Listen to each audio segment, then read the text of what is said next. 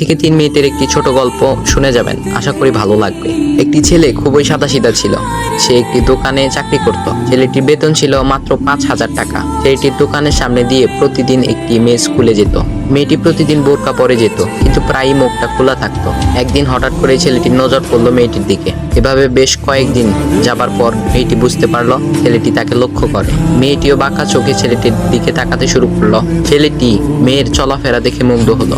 আফসোস করতে লাগলো, ইস, যদি আমিও আজ পড়াশোনা করতে পারতাম, তাহলে সাহস করে মেয়েটির সাথে কথা বলতে পারতাম। মেয়েটি বুঝতে পারলো ছেলেটি তাকে ভীষণ পছন্দ করে। তাই একদিন মেয়েটি ছেলেটির দোকানের পাশে দাঁড়িয়ে রইল। তখন ছেলেটি দুপুরের খাবার খাওয়ার জন্য দোকানের বাইরে আসে। সে চায়ের দোকানে গিয়ে 5 টাকার একটি রুটি খেয়ে পানি পান করে আসতে লাগলো। তখন মেয়েটি তার কাছে গেল।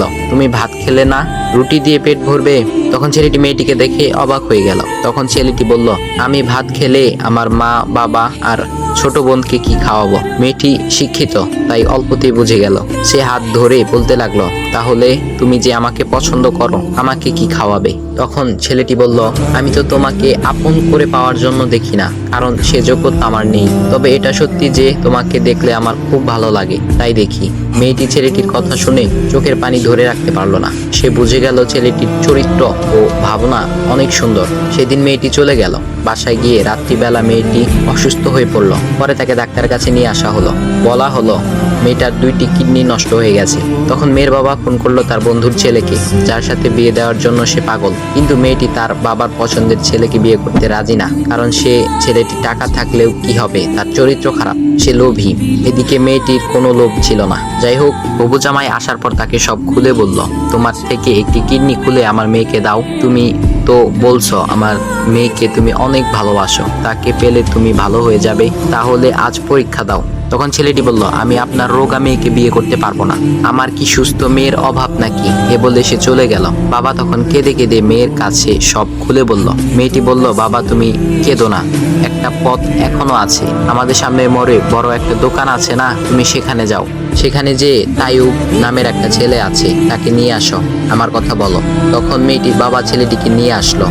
মেয়েটিকে দেখে ছেলেটির চোখ ভিজে পানি পড়তে লাগলো, কারণ মেয়ের বাবা তাকে সব খুলে বলেছে। তখন ছেলেটি মেয়েটিকে বলল, তুমি আমাকে একটা কিডনি দিবে? ছেলেটি বলল, কিডনি দেবার জন্যই আমি এসেছি। মেয়েটি তাকে বলল, তুমি কি চাও? ছেলেটি বলল, তুমি সুস্থ হয়ে আমার দোকানের সামনে দিয়ে যাবে, আর দূর থেকে আমি তাকিয়ে দেখব, এই অনুমতিটুকু চাই। এ কথা শুনে মেয়েটিও ও তার বাবা তাদের চোখের পানি ধরে রাখতে পারলো না। অবশেষে মেয়েটি বিছানা থেকে উঠে ছেলেটির 2 পা জড়িয়ে ধরে বলল, এই জীবনে তোমার থেকে আমাকে মৃত্যু ছাড়া আর কেউ আলাদা করতে পারবে না। তারপর মেয়েটি বলল, আমার কোনো কিডনি নষ্ট হয়নি, এসব ছিল আমার সাজানো নাটক। আমি যা ভেবেছিলাম তাই হয়েছে। তোমাকে দেখে বুঝেছিলাম তুমি আমার একমাত্র যোগ্য। এখন ভাই, তোমাদের এত সুন্দর একটা গল্প শোনালাম, কিপটামি না করে ভিডিওতে লাইক দাও আর একটা কমেন্ট করো।